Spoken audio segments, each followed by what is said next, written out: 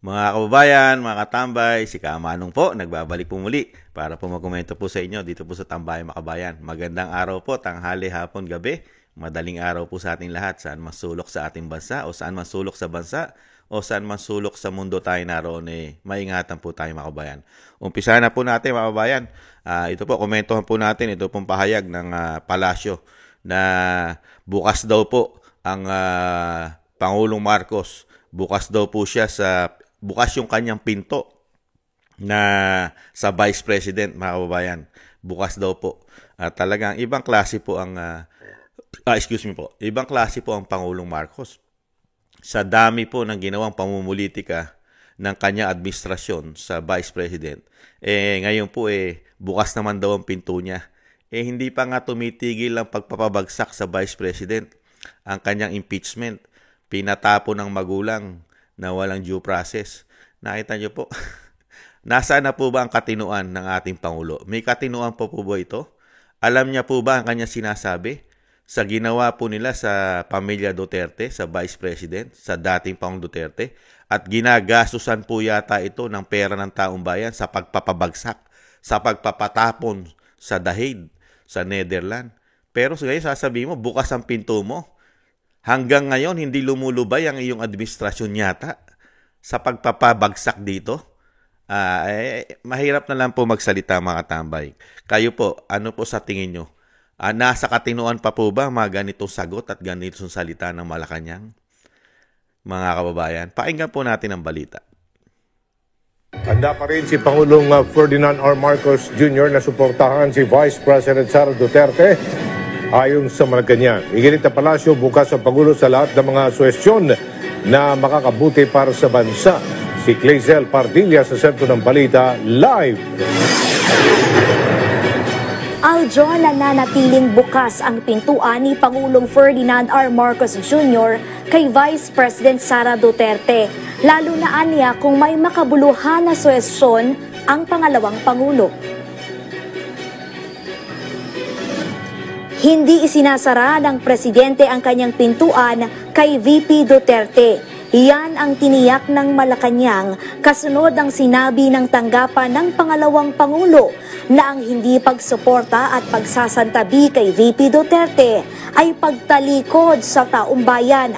Kaugnay ito sa hinihinging pondo ng OVP para sa susunod na taon.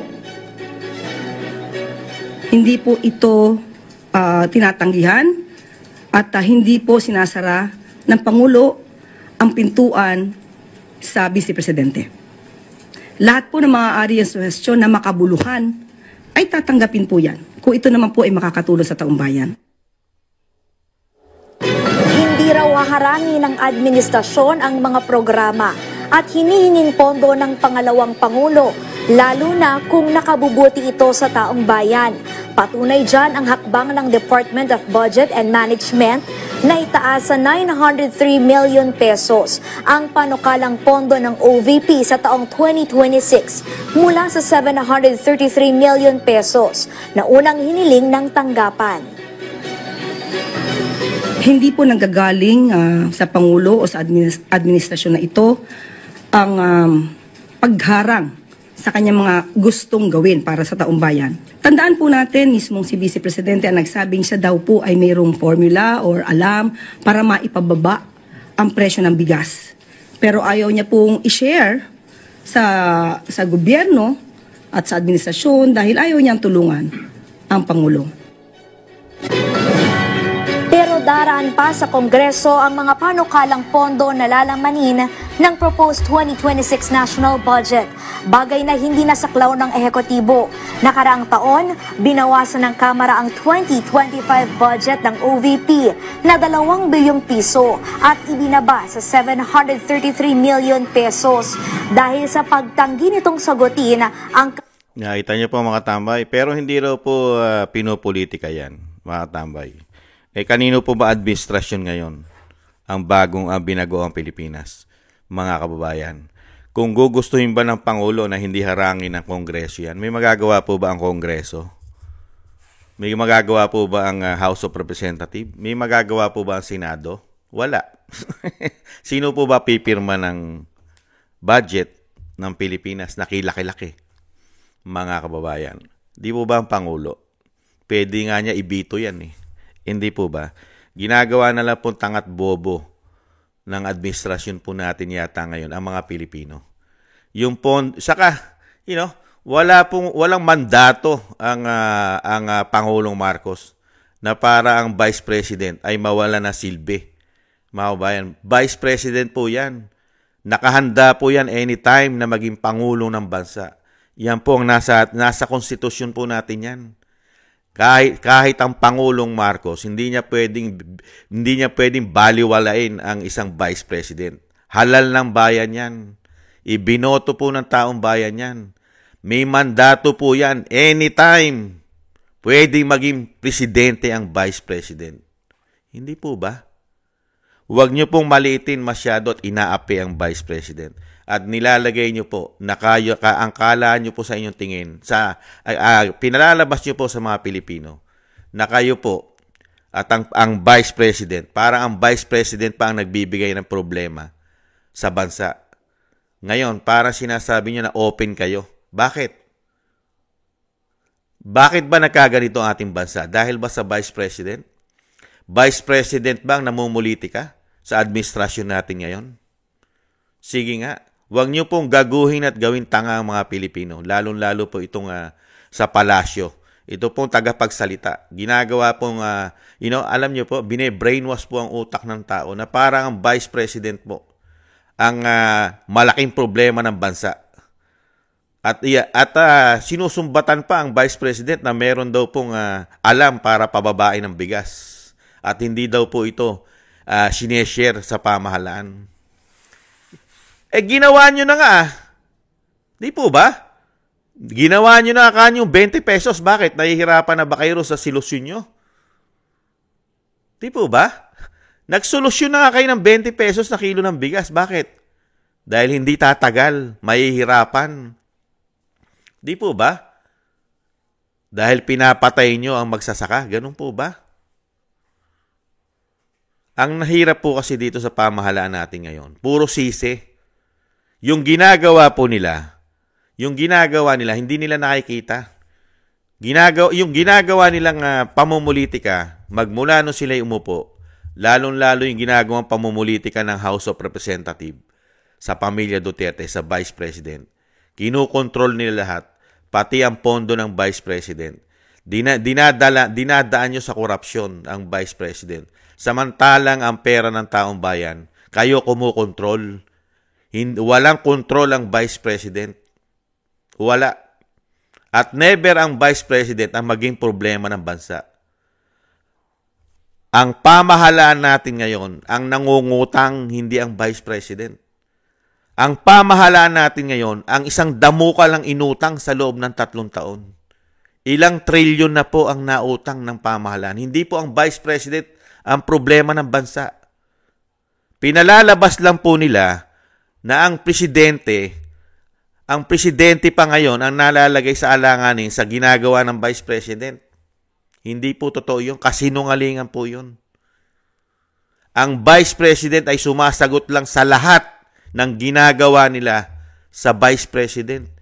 Hindi po kailanman nanguna at nagbigay ng problema sa pamahalaan at sa Pilipino at sa Pilipinas ang Vice President. Nag-umpisa po lahat ito sa kanila. Napakarami po nilang ginawang kapalpakan, lalong-lalo po sa pamamahala po yata ng ating bansa. Wala po silang achievement na ipinagmamalaki na malalaki. Yung nakikita po natin na mga pinupuntahan at natatapos ng Pangulong Marcos, yung panayan labas niya ngayon, ay gagamitin niya po ito sa SONA. Hindi po ba? Lahat po na pinupuntahan niya. Kahit mapunta siya sa Marawi, pasyalan niya subway na puro parte po ito ng build. Pati yung pagbangon ng Marawi, yung mga pinagawang mga pabahay doon, parte po yun sa administrasyon ni dating Pangulong Duterte. Kine-credit na lang po nila. Hindi po ba? Dahil po SONA. At ngayon, nagbabait-baitan po na ino-open po nila ang Vice President sa kanilang administrasyon, bukas ang pintuan, pero sila yung nagtanggal sa pintuan. Ginagawa pong bobo ang mga Pilipino. 2022, inumpisahan mo nang tanggalin sa pintuan mo yan. Tinatapon mo na yan. 2022 pa lang. Binakbakan nyo na sa confidential fund yan. Samantalang kayong lahat meron. Hindi po ba? Lahat ng nanunungkulan sa ating bansa, mga kababayan. Kaya nga sinabi ng isang senador, di po ba? One-sided. One-sided lang po ang administrasyon natin ngayon. Mula Luzon, Visaya, Mindanao. Di ba? Luzon, Visaya, Mindanao. Lahat halos ng politiko may confidential fund. At pinakamalaking confidential intel fund na ang may hawak ay ang Pangulo. Hindi po ba? Diyan ka magtataka. Sino po ba talaga ang ugat ng problema ng bansa? Sino po? Ang Vice President po ba? Ang ugat na walang nagagawa po ang pamahalaan natin? Grabe po ang ginagastos po ng taong bayan dyan, mga kababayan. Yung ginagastos po nilang pagpapabagsak sa pamilya Duterte para hindi na po ito makabalik sa kapangyarihan at talagang tuluyan ng mawala sa politika ang mga Duterte. Ginagastosan po ng pera ng taong bayan yan. Hindi po ba? Binabudgetan po nila yan. Yung ginagawa po nilang hearing na yan, yung impeachment na ginawa nila sa Senado, yung ika-4 na impeachment na minadali nila, na meron pang bonus na binigay po dyan ng House of Representatives yata sa mga pumirma niyan. Hindi po ba? Ano sinabi ni Congressman Toby? Hindi bababa sa 150 million ang bawat pumirma riyan para sa kanilang mga upuan, yung kanilang sinasabi extraordinary budget. Hindi po ba? Grabe po. Mula 2022 hanggang 2025, binakbakan na po nila yan. Gaano karaming pera po ang sinayang dyan? Hindi naman po nasayang kasi napunta naman po yata sa mga bulsa ng tinatawag di umanong mga buhaya. Dahil sila po ang nagpapabagsak pilit. Hindi po ba? Kaya yung ginagawa po ng Malacanang, alam na po ng taong bayan niya. Kaya lang po, mga kabayan, pakapala na lang po ng muka.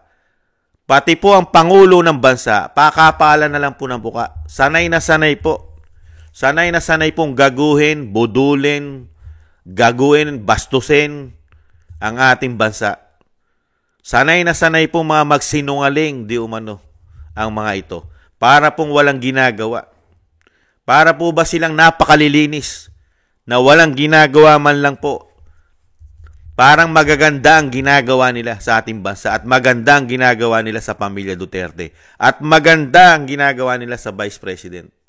Ibang klase po ang pamahalaan natin ngayon. Pero sa kabila nun, tuloy-tuloy pa rin po ang pagpapabagsak sa Vice President na niwe-welcome po ng pamahalaan ng binagoong Pilipinas. Dire-diretso pa rin po. Hindi pa rin lumulubay ang Kongreso. At pilit po nilang dinadala at pinagtatakpan po ang issue ng mga korupsyon nila. Hindi po ba? Pilit po nilang inilalagay na napakalaki po ng budget na kinukuha ng Vice President. Wala po siyang intelligent at confidential fund na hinihingi. Dahil po ginagawan po nila na korupsyon at issue yan. Saan ka nakakita?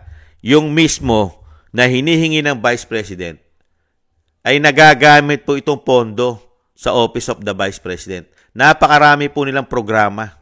Meron pong satellite sila. Office of the Vice President satellite sa buong bansa. Luzon, Visaya, Mindanao. Humihingi ng pondo, proyekto. May mga proyekto, programa sila. Kinitil po ng Senado at Kongreso. Hindi po nila binigyan ng budget. Dahil wala pong nagawa ang presidente dahil hindi po niya ito sinusuportahan dahil nga sa pamumulitika. Tapos sasabihin nyo, kailangan makatulong sa bansa, magkaisa na. Samantalang yung mga programa ng Vice President, kinikitil sa budget, mga kababayan. Ginagawa niyong tangat bobo mga Pilipino. May mga proyekto ang Vice President na gustong makatulong sa bansa. Kinikitil niyo budget pagdating sa Kongreso. Tinatanggalan niyo ng pondo yung mga programa niya. Hindi po ba pamumulitika ito? Ganyan po kayo kasi sinungaling yata. Kawawalang hiya.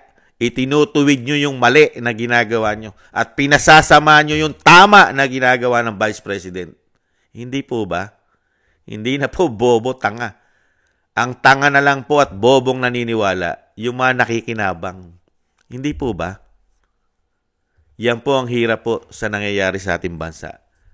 Inumpisahan po nila ng hindi magandang pamamahala. Hindi po ba?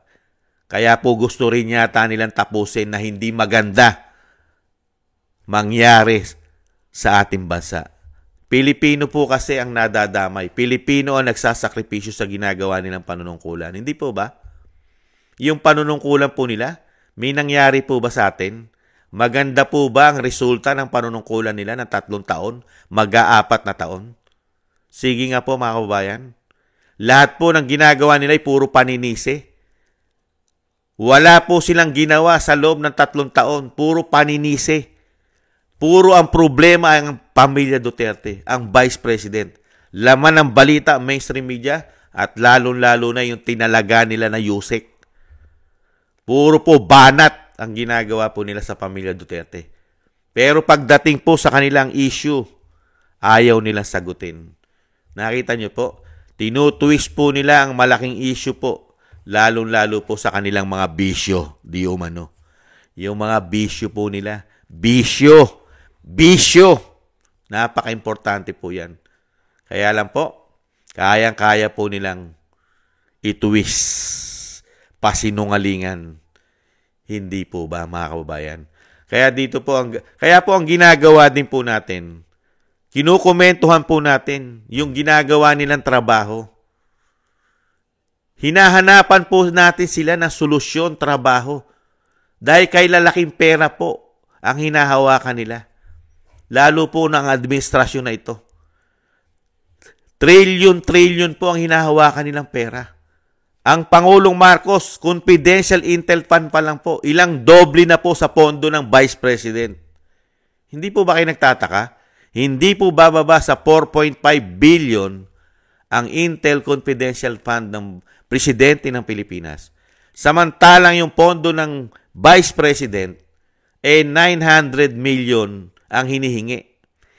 Ilang doble po ng pondo ng Vice President na mayroong programa kisa rito sa Intelligent Confidential Fund ng Pangulo na hindi natin malaman dahil hindi na may iniimbestigahan ng Kongreso kung paano ginamit yan.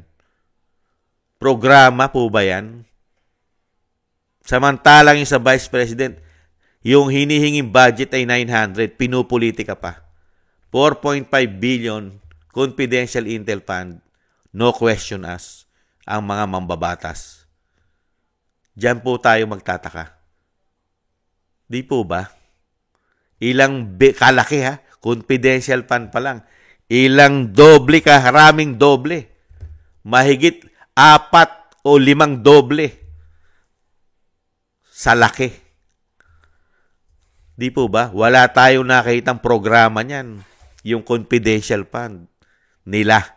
Samantalang sa Vice President, nakikita pong programa. Kasi gada auditing, taon-taon, sinasabi ng COA, malinis at maayos ginagamit ng Office of the Vice President ang kanyang pondo.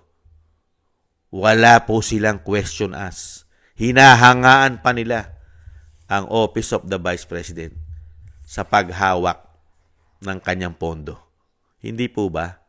Pero yung mga kritiko ng Vice President, pilit po nila itong sinasabing masama at hindi ayos, corrupt.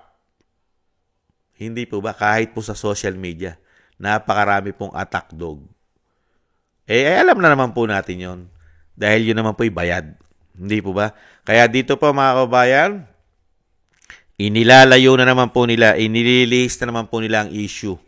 Ang issue po ng pulburon, ng coke, ay inililihis po nila. Dahil malapit na po ang SONA, kailangan po nilang maging napakahusay na lingkod bayan, napakabait na lingkod bayan, at talagang gusto nilang ipakita, gamit yata ang mainstream media, na ang pamahalaan ito ay ubod ng galing. Napakabait na pamahalaan. Walang nilalabag na batas, walang korupsyon, wala lahat. Ang problema ng bansa ay pamilya Duterte lamang. Kung ikaw ay bobo at tanga, maniniwala ka sa kanila. Hindi po ba? Maraming salamat po mga kabayan sa nagusto po ng ating Tambayang Makabayan sa YouTube at TikTok. At ganoon din po sa mga nagko-comment, like, share, and subscribe. At ganoon din po sa ating mga subscribers. Maraming salamat po sa inyo. Mabuhay po kayo. Ingat-ingat po mga kababayan. At thank you rin po sa mga nagbibigay po ng tulong at biyaya.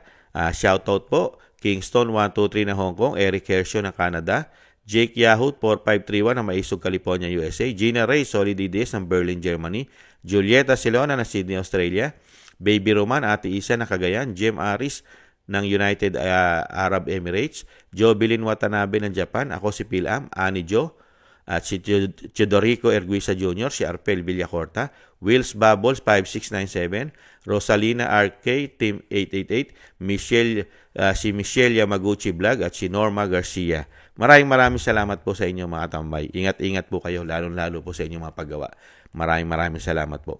At yung panalangin po mga kabayan, isama po natin sa mga dasal at panalangin natin na maingatan po ang pamilya Duterte mga kabayan. Ang Vice President, lalo-lalo po ang ating dating Pangulong Duterte, na madugtungan po ang kanyang buhay at kalakasan at maingatan po at mailayo po sa mga masasamang tao, mga kababayan. At makabalik po sa lalong mabilis sa ating bansa. Maraming salamat po. At tayo rin po mga tambay, doble-doble ingat po. Sa muli po, paalam po muna. Bye-bye.